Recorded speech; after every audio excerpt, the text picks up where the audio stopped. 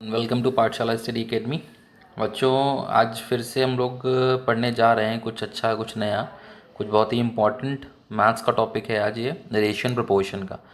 फिर से वही कोशिश रहेगी 10-15 मिनट में चीज़ों को समझाने के लिए। कॉन्सेप्ट आज हम रेशियो एंड प्रोपोर्शन का पूरा समझा देंगे।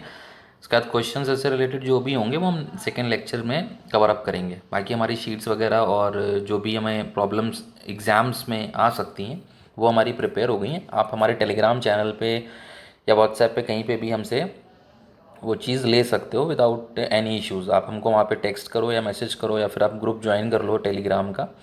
वहाँ पे आपको सारी शीट्स पीडीएफ फॉर्मेट में मिल जाएंगी। आप आराम से अपना रिवीजन और एग्ज़ाम पॉइंट ऑफ व्यू से हर एक चीज़ आपको हम प्रोवाइड करने की कोशिश कर रहे हैं अपनी तरफ से, दोनों बोर्ड्स के लिए, आईसीएसई सीबीएसई। ये ऐसा नहीं है कि हम आईसीएसई के लिए स्पेसिफिक हो रहे हैं या फिर सीबीएसई के लिए स्पेसिफिक हो रहे हैं। इट्स ऑल अबाउट दोनों बोर्ड्स के लिए हेल्पफुल रहेगा। ठीक है, अपनी तरफ से हम लोग जितना हो पा रहा उतना करने की कोशिश कर रहे हैं। जितना आप हमारे लिए कर पा रहे हैं, जितना आप हमसे पूछ रहे हैं, जितना आप हमें टेक्स्ट करके या टेलीग्राम चैनल पे कहीं पे भी पूछते हैं, हम आपको उतना हेल्प कर देते हैं। अब इतना ही है कि आप चीज़ों को और कोशिश करें और अच्छे से समझने की। जो भी इश्यूज़ आ रहे हैं हमसे पूछें चीज़ों को, और जितना हो सके चीज़ों को शेयर भी करते रहिए। मैं ये नहीं कह रहा आप चैनल हमारा सब्सक्राइब करिए, बट ये जो वीडियोस वगैरह आपको मिल रहे हैं इसको शेयर करिए ताकि और बच्चे भी इन सब चीज़ों को सीख पाएँ। ठीक है, ये कोशिश है हमारी कि हम कम समय में चीज़ों को समझा पाएँ। हमारा नया सेटअप है, नया स्टार्टअप है ये।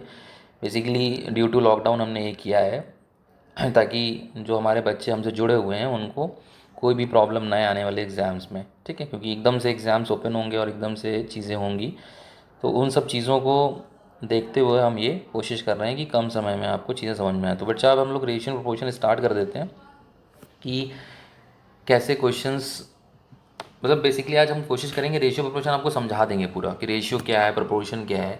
एंड इसके जो क्वेश्चंस होते हैं वो हम इसके सेकेंड वाले लेक्चर में कवर अप करेंगे। ठीक है, कोशिश करिए, क्वेश्चंस आप लोग खुद ट्राई करिए, जो डाउट्स आते हैं वो हमको आप पूछिए, वो ज़्यादा बेटर रहेगा। क्योंकि हम यहाँ पे कितने भी क्वेश्चंस ट्राई करेंगे वो लिमिट होगी एक, लेकिन हम वही क्वेश्चन आपको बताएंगे जो 90% चांसेस हैं एग्ज़ाम से पूछे जाते हैं। ठीक है, इतना एक्सपीरियंस हो गया है कि चीज़ों को समझ में आता है कि टीचर क्या डिमांड करता है एग्ज़ाम्स में, तो उसी तरीके के क्वेश्चंस भी हम आपको बताएंगे। ठीक, तो चलिए विदाउट एनी डिले अब स्टार्ट करते हैं रेशियो प्रोपोर्शन। 10 मिनट से 12 मिनट का लेक्चर होने वाला है, समझ लीजिएगा, ध्यान से समझिएगा चीज़ों को, एकदम मज़ा आएगी। सबसे पहले बच्चा, रेशियो होता क्या है? Ratio, fraction that one quantities of another. जैसे फ्रैक्शन होता है बेसिकली, बस वही बच्चा रेशियो है। एग्जाम्पल देखिए, जैसे A/B और A/B, मतलब जैसे A/B का जो फॉर्म होता है A/B, इसको अगर हम A/B के फॉर्म में लिख दें तो ये हमारा रेशियो है। ठीक, A and B are called terms of ratio. इसमें आप A और B को रेशियो के टर्म्स कहते हो। ठीक, ए क्या है इसमें, ये एक इंपॉर्टेंट बात है, एंटीसीडेंट और कॉन्सिक्वेंट। ठीक, ये डायरेक्ट क्वेश्चन में आता है इस तरीके का। तो एंटीसीडेंट बेटा ए होता है और बी हमारा कॉन्सिक्वेंट होता है, या फिर आप उसको ए को फर्स्ट टर्म भी बोलते हो और बी को सेकेंड टर्म भी बोलते हो। ठीक, तो first term antecedent, second term consequent. ठीक, जैसे 5:9 का अगर रेशियो दिया हुआ है तो 5 इसमें एंटीसीडेंट हो जाएगा और 9 इसमें कॉन्सिक्वेंट हो जाएगा। ठीक, एक रेड से देखिए मैंने एक नोट लिख रखा है आप लोगों के लिए, द मल्टीप्लीकेशन और division of each term of ratio by same non zero number does not affect the ratio. मतलब अगर कोई रेशियो दे रखा है, ठीक, और उसमें आप ऊपर न्यूमरेटर और डिनोमिनेटर को आप एक ही वैल्यू से मल्टीप्लाई करते हो, जीरो नहीं होना चाहिए, एक ही वैल्यू से मल्टीप्लाई करते हो, तो जो भी वैल्यूज़ हमारी आती, जो भी हमें रेशियो नया ऑब्टेन होता है वो बच्चा हमेशा सेम होते हैं। जैसे यहाँ 4/7 था, इसको हमने 2/2 से मल्टीप्लाई किया, ऊपर भी 2 से नीचे भी 2 में 8/14 मिला। ठीक, इसको हमने 3 और 3 से मल्टीप्लाई कर दिया, ये ठीक 24/42 मिला। तो इस केस में ये 4/7, ये 8/14 और ये 24/42 ये सब इक्वल है, इसमें कोई चेंज नहीं होता। ठीक, इसके बाद आता है बच्चा compound ratio. when numerator and denominator of two or more ratios are multiplied to obtain the new numerator and denominator। ठीक, कंपाउंड रेशियो क्या है? जब भी न्यूमरेटर और डिनोमिनेटर, ठीक, दो या दो से ज़्यादा रेशियोज़ के आपस में मल्टीप्लाई कर दें और जो नया हमको रेशियो मिलता है बच्चा, वो कंपाउंड रेशियो होता है। एग्जाम्पल देखिए, जैसे हमारे पास 2:3 था, 4:5 था और 5:6 था। ठीक, इसके न्यूमरेटर कौन कौन से हैं हम देखें, 2 क्रॉस 4 क्रॉस 5 मल्टीप्लाई कर दिया, डिनोमिनेटर अलग मल्टीप्लाई कर दिया। अब इसको मल्टीप्लाई करने के बाद जो हमको रेशियो मिला 40:90, ये हमारा होता है कंपाउंड रेशियो। ठीक है बच्चा। अगला देखिए डुप्लीकेट रेशियो क्या है।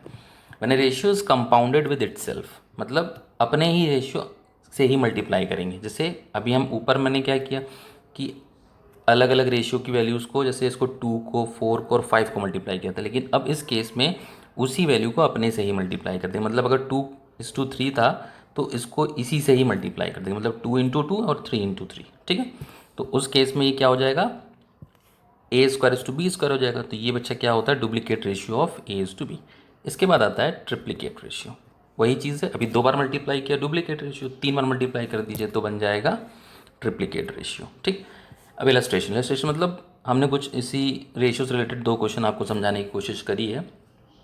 1 नंबर का क्वेश्चन आपको देखने को मिल सकता है कि कुछ रुपए हैं या कोई वैल्यू, उसको आपको डिवाइड करना है कुछ रेशियो में। ठीक, तो कैसे करेंगे इसका फर्स्ट पार्ट, जैसे 1455 था, इसको 2:3 के रेशियो में डिवाइड करना था। तो फर्स्ट पार्ट बेटा क्या होगा, जो भी वैल्यू है या तो आप इसको रट लो या समझ लो। ठीक, जिस रेशियो में डिवाइड करना है 2:3 करना था, तो फर्स्ट पार्ट हमारा क्या है 2। ठीक, तो 2 × 1455 और इसको डिवाइड कर देंगे टोटल सम ऑफ रेशियो। ये होता क्यों है, क्योंकि देखा जाए 2:3 है तो 2:3 को जब आप ऐड करोगे तो ये बन जाएगा 5। ठीक, और 5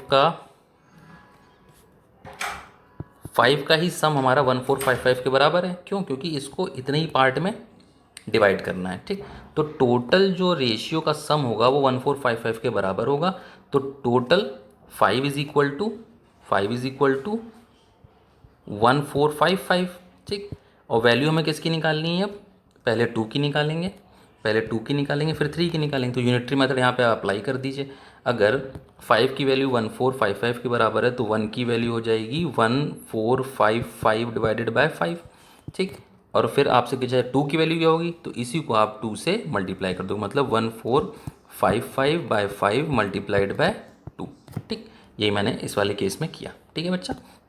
इसी तरीके से थर्ड वाले 2:3 था, 2 की वैल्यू ऐसे निकल आएगी, और जब इसको 3 से निकालना होगा तो इसी को 3 से मल्टीप्लाई करती है, 3 की वैल्यू भी आ जाएगी। ठीक, यही चीज़ हमने यहाँ पे करके दिखाई है। ठीक, होप समझ में आ गया होगा किस तरीके से रेशियो हम डिवाइड करते हैं। अगला देखिए, 2 numbers are in the ratio 8:11 if 6 is subtracted from each the resulting number are 7:10। मतलब एक नंबर है, 2 नंबर्स हैं, उसका रेशियो दे रखा है 8:11 का। ठीक, और दोनों नंबर से अगर 6 माइनस कर दें तो हमारा जो रिजल्ट रेशियो बनता है वो 7:10 का बनता है। बस इतना ध्यान रखें, 8:11 का रेशियो था, आंसर आता है 7:10। ठीक है, मान लेते हैं जो नंबर है वो हमारा बच्चा 8x और 11x है। तो माइनस क्या करना है, रेशियो बना लिया हमने पहले 8x और 11x का, उसमें से -6 कर दिया, आंसर आना चाहिए 7/10। ठीक, और जब इसको आप सॉल्व करोगे तो ये हो जाएगा 8x minus 60 upon 8x - 60 = 77x - 42। इसको सॉल्व करोगे तो यहाँ से x की वैल्यू आ जाती है ये हमारी 6। अगर x 6 आ गया तो इसको आप सब्सटीट्यूट कर दो, 8 6 48 और 11 6 66। तो ये हमारा आंसर आ गया 48 और 66।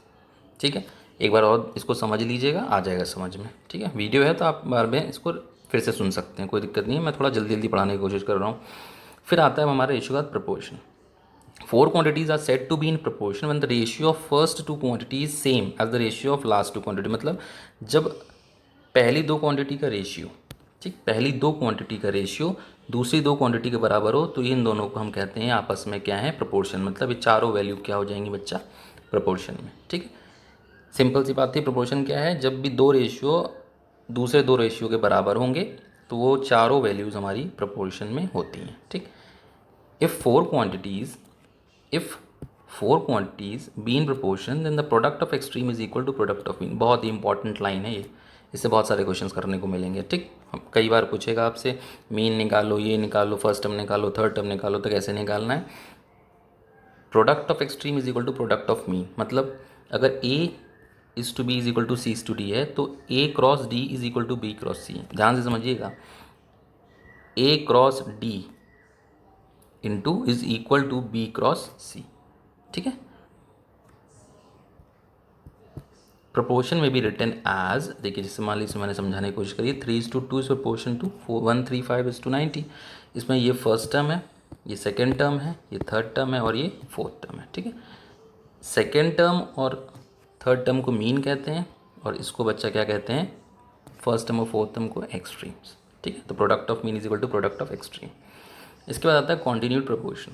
3 क्वांटिटी ऑफ सेम काइंड, मतलब 3 क्वांटिटी हैं सेम काइंड की, जैसे A is to B is equal to B is to C, इसमें देखिए ये B भी सेम है, ठीक। तो ये कौन सा प्रोपोर्शन हो गया बच्चा, क्वांटिन्यूड प्रोपोर्शन।